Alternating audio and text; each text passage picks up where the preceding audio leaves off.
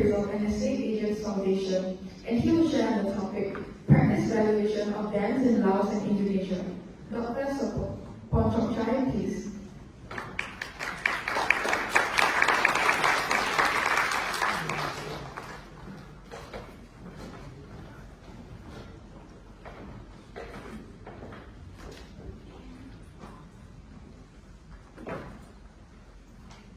Good morning. Good morning. So, we just listened to the owner of the Narita Airport. Listen, Narita. It's an honor indeed. So, thank you very much for inviting me to speak here. Actually, I proposed myself to speak.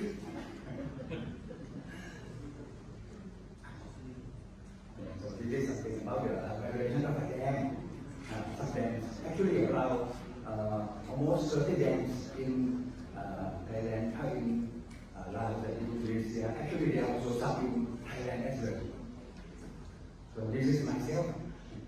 I have a Chinese name also because my grandma came from mainland China 85 years ago.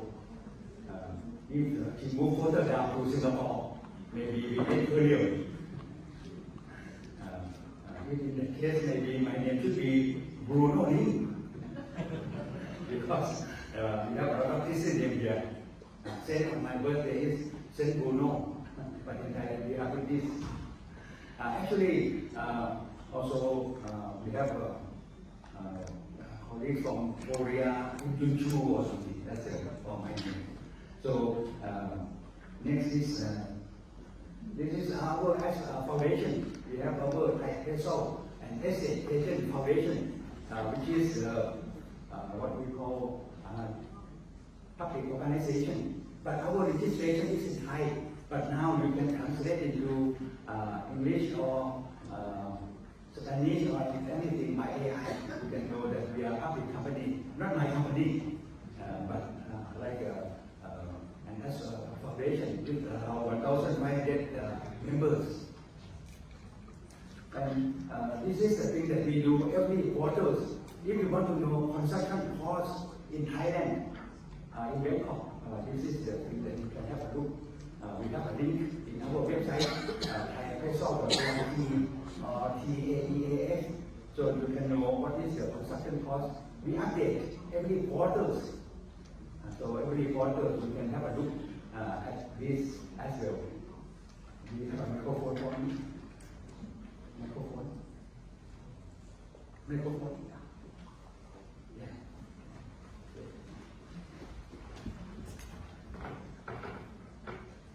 Hello. So that I can walk. Otherwise I will be sleepy.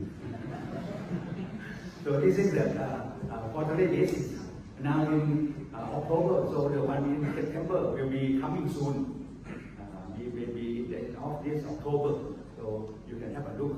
And another thing is that we also have the cost of the capitalization rate. This update every year for this capitalization rate.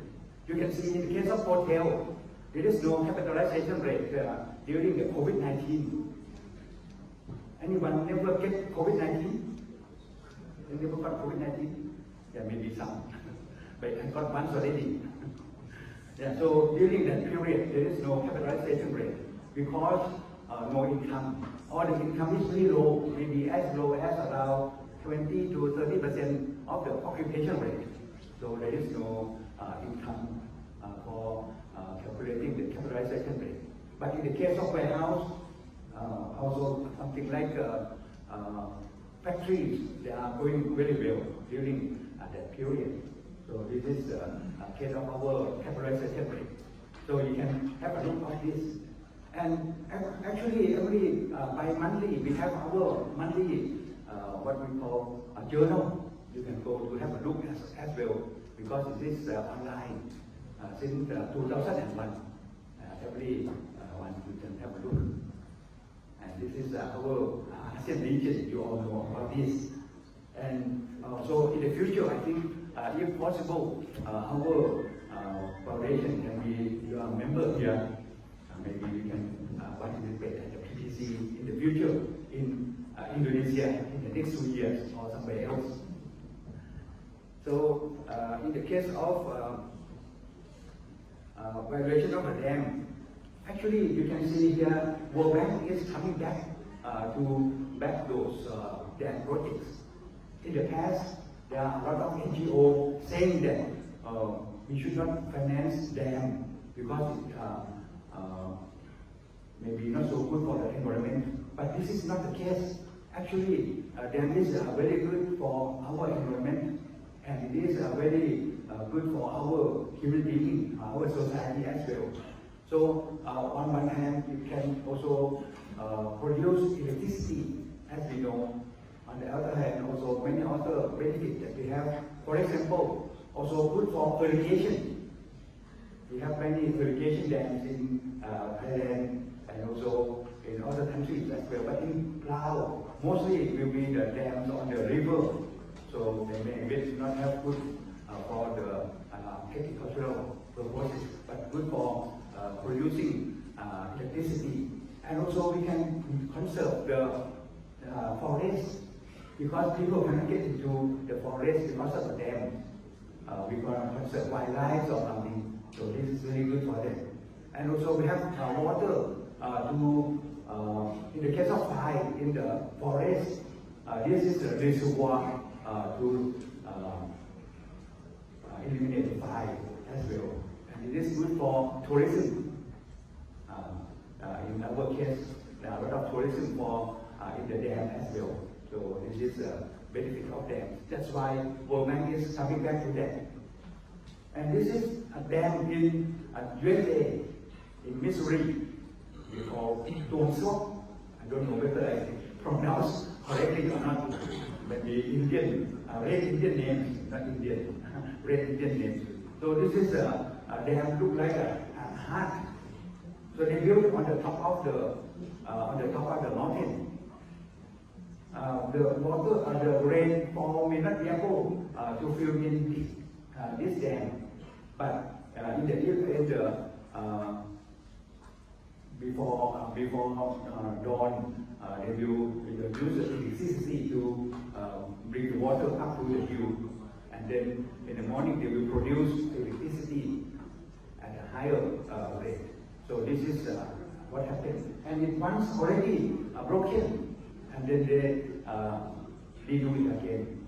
So it is a good idea to have a dam in the world as well. So this is in Missouri, and you see this is a dam in Laos. You see this is in Cambodia as well. In this case of the dam, it is on the river, by the river. So they may not have a lot of reservoir, but in the case of Thailand and in other cases, they have a lot of reservoir so that they can produce a lot of electricity as well as for irrigation purposes. So there are a lot of things that can be done. And actually, I don't know how to build a dam. I'm not an engineer. I myself is like an urban planner, helping human settlement planning something. But we have to value this because there is something like income producing properties. Income producing properties. That's why we have to value the dam. During COVID-19, I believe that our valuers for many countries may appraise aircraft. Mr. Tom, did you appraise aircraft also? Because at that time, airline companies are in trouble.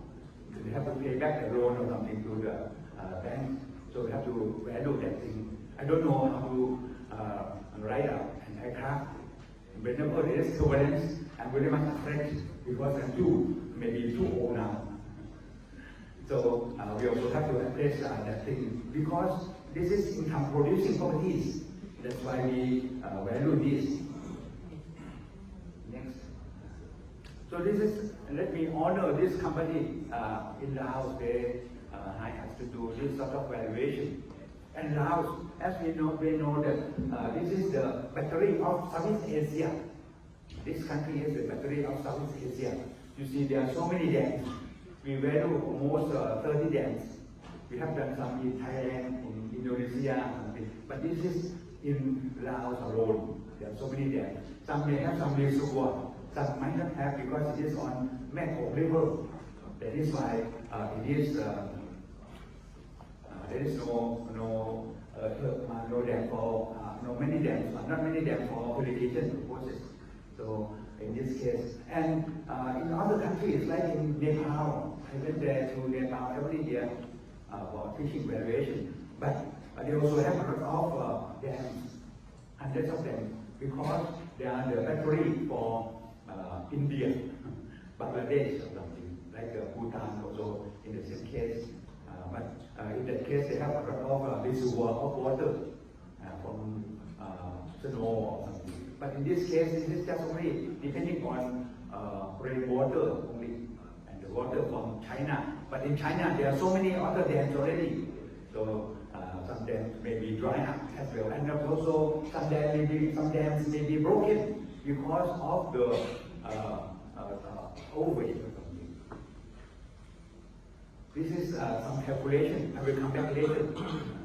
This is a result of the evaluation. So this is another dam that we do in Indonesia. They let me go underground to see the machinery and many other things as well. I don't know at all. I need some engineer to help me as well. But it is not the cost. The cost of the construction of a dam and the value of the dam might be different. Some value may be more than cost. Some cost may be more than value. You see, this is the case, and you can see the video of this as well. So this is the dam that we have a look at the Silata. This is what we call Silata in Indonesia. And there is also the age of the dam. Allow me to have a look because there are so many things. So the physical age of a dam, in this case, the physical age of this dam, do you know how much, how long will it be? It may be many hundred years because it is a very permanent construction. So this is the physical age of the dam. But on the other hand, the economic age of the dam may be something that we have to consider. Say after 150 years, there may be no use of it because of the ground may be very too shallow, maybe not enough water to produce any electricity, but maybe good for tourism, maybe still good for irrigation to some extent, but to produce electricity maybe no more. So in this case, there will be more and more shallow, and then in the next 150 years or 170 years or something, it will be no more. So that is what we call the economic age. That is different from the physical age. Actually, in valuation, we also have actual age and the effective age.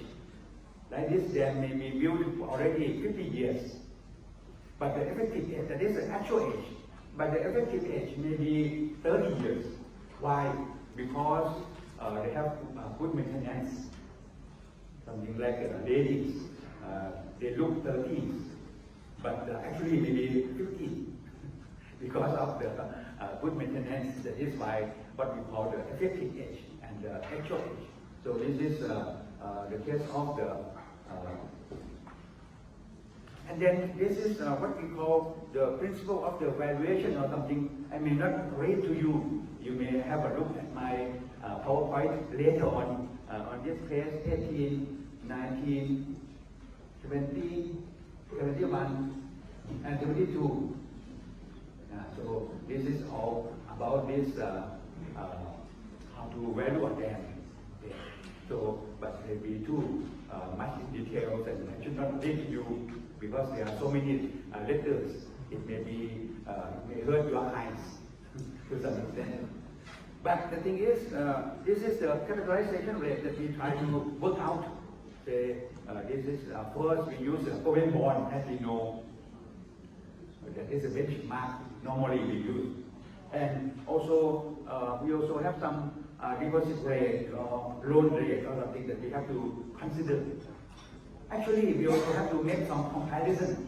So some comparison in Lithuania. This is the case.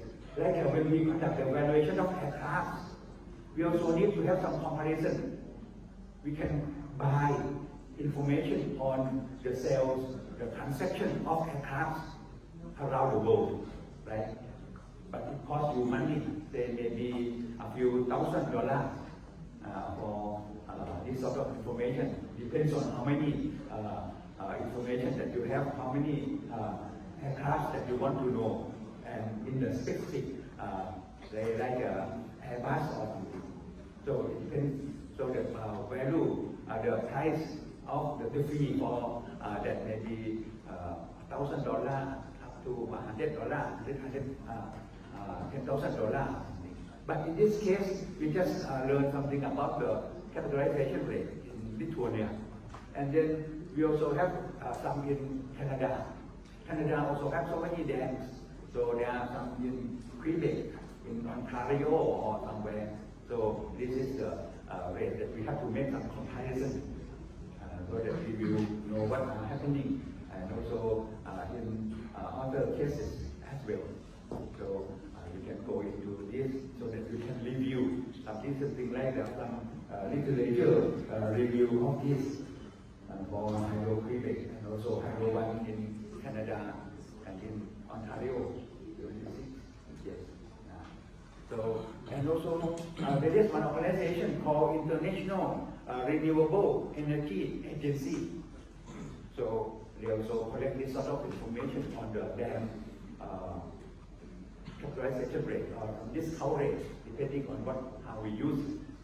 So in this case, maybe some 3 to 7% depending on case to case. Like our capitalization rate in the case of hotel, office buildings, or shopping centers. So it depends on area to area, and also for different types of properties as well. So this is what we have. And in the case of our Thailand, we have some many cases as well. Some may be no rate at all because it is not work well. It is a waste that we build that dam. It can be in the case like your airport. There are so many airports that are unused or very underused because they just build with the will of the politicians. They just build there, but over there maybe not many passengers or something. So there is no value, or the capitalization rate may be very low or very maybe not be used at all. And another case, you can see that this is in the case of Indonesia. You can see it is good for tourism. There may be many other activities apart from lodging or accommodations. There may be some sports, some other activities, a restaurant or something. And people in that particular area, they also earn something. So there is also economic value and financial value. You see, in the case of economic value and financial value, there is the value to the land, right? But the economic value is that it makes land around that area more valuable compared to others. So there is some economic value that occur because of the land. If in rural areas, in other areas, there might be no value, or the value may be very low. But this one, the value of land nearby are higher because they have good irrigation system, and they also they have good potential for tourism as well. Okay. So this is what we consider. And so let me just go back to this number 12. It may, I hope you don't mind. Okay, for this one, for this particular one, what is happening? The idea is that the thing is that we need to find out the WACC. So in this case, we found it at around 9.52%. So this is what we find. But there is cost of capital and also cost of in the case of cost of equity and cost of the debt, as we all know in the valuation. Because in this case, as we understand, this is income producing properties. We don't know how to run the dam, or we don't know how to maintain the aircraft, but the aircraft has been maintained properly according to the record. This means that it is okay. So in this case, what we do is that we have to calculate the cost of equity and also the cost of debt. But normally in the investment, we must have debt. The debt may be higher than the equity, right? But for me, I am very conservative. I did not borrow money. I built an office building around 10,000 square meters because I buy a lotto. So I do not borrow the money. I have a hotel, 3 hotels or something. Yeah, we do not also borrow money. But normally we need to borrow some money so that we can run the business smoothly. Okay. So this is the thing that we have to consider. There is also other risks that we have to consider this as well. Normally we have the country risk, the risk in Thailand and the risk in Laos or something may be different. But normally it is difficult to estimate this. So what we have to do, the thing is that we have to find out the risk-free rate. So the risk-free rate here is around 8% from the bond of Laos. The bond of Laos is 8% per annum. The bond in Thailand may be around 3% per annum. So the risk may be 5%, right? We are 3, Laos 8. What about in Indonesia? Mr. Mutakin, the bond rate may be 8 or something, I don't know, hopefully. So this is taking care of the country risk to some extent already. And then we also have to find out the equity risk premium. How to do that? That is the market return minus the risk-free rate. The market return, where we will find the market return? How we can find the market return? The market return is normally must be in the stock exchange. The return during the past 4 years, 2021, 22, 23, and 24, 4 years. The return that we record in the stock exchange of Laos is around 20%, 19%, 19%, 19, okay? Thank you. I have to be worried. If I cannot make myself clear, or I cannot speak properly, forgive me. So the market return is around 90%, and the what we call the bond rate is around 8%. So in this case, the ERP, the equity risk premium is 11%. Okay. So this 11% will be taken care, and we have 8% already. We have ERP out of around 11%. And then we have to find out the beta. The beta is something about the market fluctuation. And then in this case, in Thailand, we have the difference between the fluctuation between the bond that we will, the stock exchange of that company that we will appraise, divided by the deviation of the market at the closing price. Every year, this can be retrieved from Thai stock exchange, but we have to pay some money. But for every year, every day, daily one, it is free. Also similar to Laos, daily one, it is free. So we have to calculate this around in the last 6 to 8 years, so that we can find this. And eventually, we find that in this case, the capitalization rate, the discount rate that we find is around 9.52%.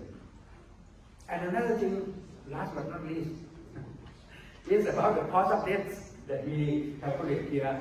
You can see that the borrowing rate is around 8.35, and you also have 8.35 cannot be used alone because we have to see the tax as well. The tax in Laos is around 15%, 15%.